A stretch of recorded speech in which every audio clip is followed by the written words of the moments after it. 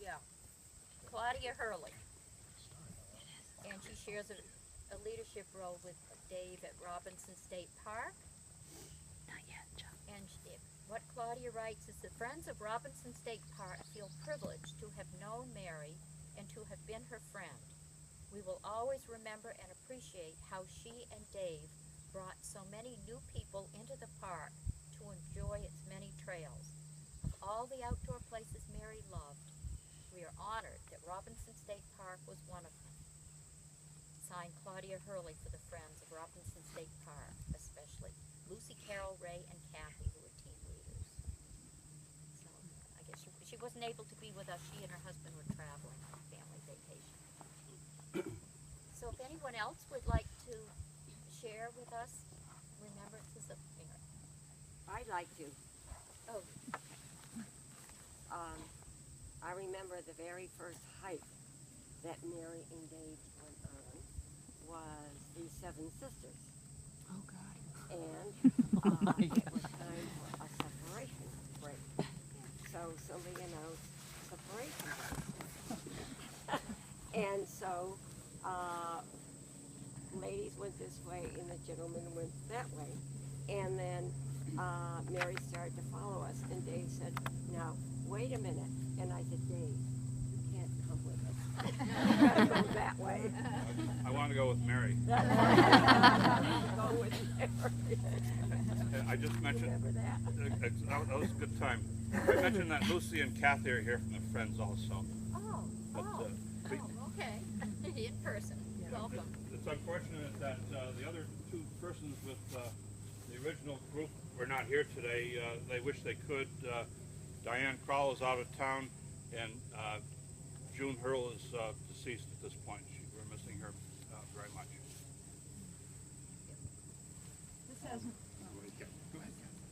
This has nothing to do with hiking. I'm Mary's younger sister by 14 years. When I was growing...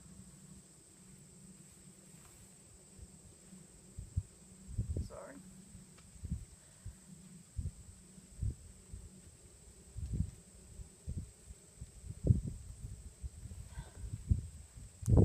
When I was growing up, Mary was kind of like a mother to me. When she and Dave got married, I hated Dave. He took her away from me.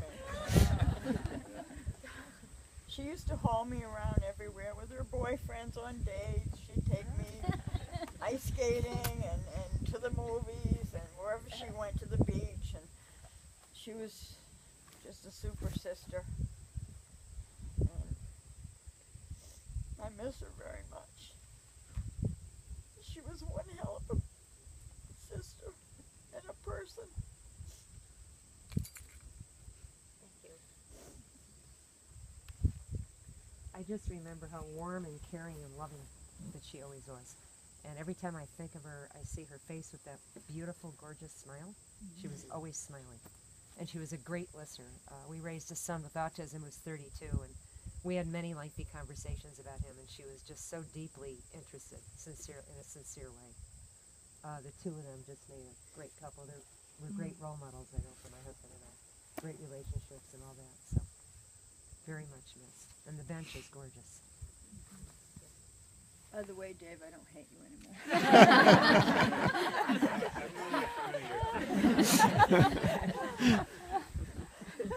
I don't know if my dad even remembers this, but when you come up General Knox Road, the first house you come to, there's a pushed off spot across that house there. I took my mom and dad and the neighbors, the Chamberlains, hiking. My mom hadn't been hiking or really doing anything unless Dad brought us on vacation and we had to go something historically. And my mom insisted that she couldn't do it. She couldn't go, up to, we kind of ended up at that doctor's house with the quarry. And then from there I took her up Chacoa Mountain. But, that was the first time I remember my mom and dad hiking that she actually started at that point in time. Yeah, she felt like she could do it. where Dr. Anton has a house on the mountain over this way. And we hiked along the whole ridge and made a nice day of it. Thank you, David, for inviting us. I had people through the years. David and I are coming up on our 25th wedding anniversary, and you know, you think back through the years, 25 years ago, here I was from the South marrying someone's son that was from the North, you know, and everyone's pretty much gotten over the whole North-South thing by that time. But just the fact, you know, I was different, you know, kind of made me anxious because David and I planned our wedding and everything, and they showed up 2 days before we got married. But I remember that she just embraced me and loved me from the very beginning. And through the years, so many people have said, oh, you know, they're grouchy about their mother-in-law's this and their mother-in-law that. And because I never said anything, they always expected me to, like, have input. And, you know, I told them, I said, I, you know, really feel for you because I have the most wonderful mother-in-law in the world. And she's always loved me. And I miss her dearly, and there's no one who will ever take her place. So, thank y'all for doing this. It's really special. Hi everybody, I'm Chuck Parker, Mary's son-in-law and Liz's husband. And my story of my relationship with Mary is that I pretty much stole her daughter away. For those of you who don't know our history, we eloped, and I think it took me 2 or 3 years for her to get over that. I think it was 7. Maybe 7. But I echo your thoughts, Teresa, because I've always pictured in my mind being family with the people that I'm involved with, and I've been married before, and it was just the opposite, and there was a lot of discourse and disunity and disharmony. But I truly feel like a son to Dave, and Mary more than made me feel like a son, and her influence on me, and I know Liz, has been immeasurable as far as hiking and appreciating nature. And I am so grateful that we shared so many really wonderful moments, not only with Dave and Mary, but with David and Teresa also, as and my parents also, as a full family. With, you know, we have our disagreements, but for the most part, we always ended up laughing about something. And I feel very fortunate to have shared some special trips. We had a intense trip to Montana hiking. They've come to California and hiked with us out there, and then of course exposed us to your lovely group here, and many hikes up here. Coming from Florida, I wasn't a big hiker. Either it's flat, you got sand, maybe some trees. So Dave and Mary's contribution to my exposure to nature and hiking, again, like I said, has been just immeasurable. And I wanted to say my parents couldn't be here, but they wanted me to speak on their behalf.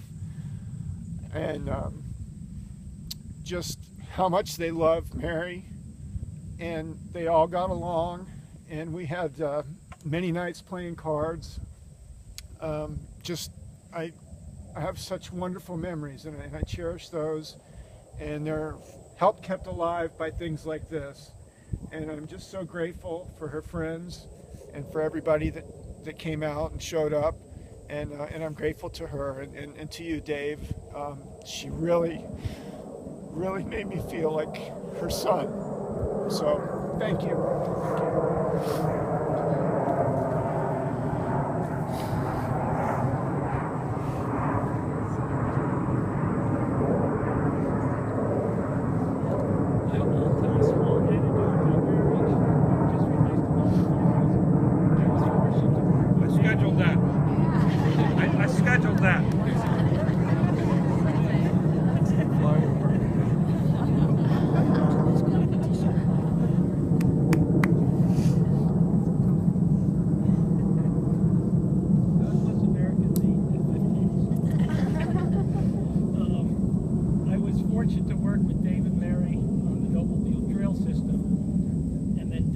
started working more and more in drafting Mary along. So then Dave and I started doing a lot of work together. So the way she'd pay me back for getting off the hook is she'd make cherry pies for me. So fortunate for that. She was a great baker, wasn't she? I said, what kind of pie was it? She says, oh, they're very hard to make. I said, we're really getting out of a lot of work, Mary. Okay. Well, she never made us cherry pies, so you must have been very special. I'm Rick Wallace, and on 99% of the hikes I volunteered to be the sweep. Because I kind of like to hang back, even just 10 seconds, and you're all by yourself out there. And people would come back and hike for a while with me. And Mary was one that came back more often than anybody else for a long period of time, maybe because she was kind of slowing down a bit sometimes. And we'd have long conversations. And she was truly unique in that I would make these jokes that my wife would cringe at, but she thought were funny.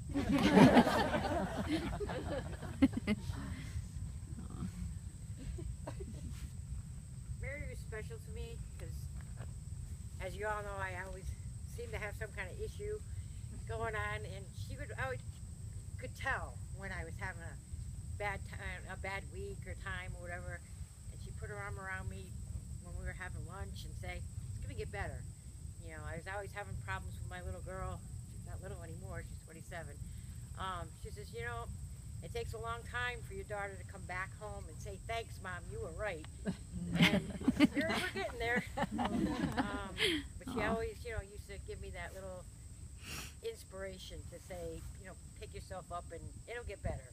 You know, times are tough now, but, you know, you're here, be happy. You know, take what you can today and not worry about tomorrow. Or, you know. So thanks, Mary. You know, I miss you. I miss those chats.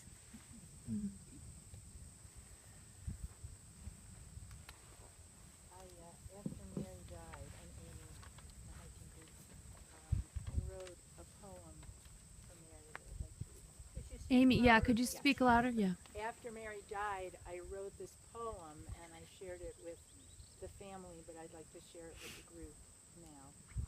It's called A Poem from Mary. There are so many things to miss now that Mary is gone. I will miss her warmth and caring, her welcoming friendliness. You could always count on a compassionate ear for your joys and sorrows. She was full of surprises. She knew so many things about life, about plants, about the human heart, about how to fix things. You would often not realize this because she was never one to blow her own horn. She was solid as a rock and as down to earth as a person could be. Maybe that was why she had such a gift for making things like plants and friendships grow. She never asked a lot and seemed happy with what she got. She was open to what life had to offer. She lived her religion in a way that I have not seen. She was not a saint, but seemed closer to God. When I needed to have a prayer sent, Mary was the one I asked to pray for me. I know many people will miss her, and I certainly will be one of them. Thank you. Thank you, Amy. Thank you.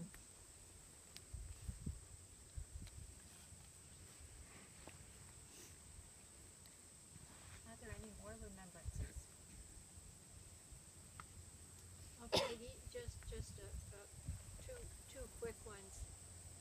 One time when Mary and I were hiking well behind Dave in Robinson State Park, she told me about their cat having been clipped in a special way. Now, I had met their cat before, but when I saw this cat later, it was the cutest thing. It looked like a little lion. It had a big poke at the end of its tail, and it had a big mane around its neck. Probably that same day, if it was, July, August, Mary always wanted me to take some of her delicious eggplant that the Conleys grew in their garden.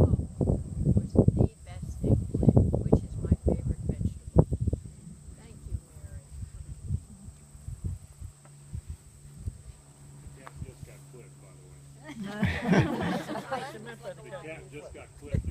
Oh, I know. It had been clipped again after the lion look.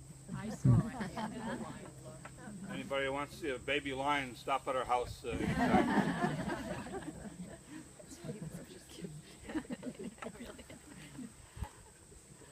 Well, thank you so much for all these wonderful thoughts of Mary and comments about our individual experiences with her.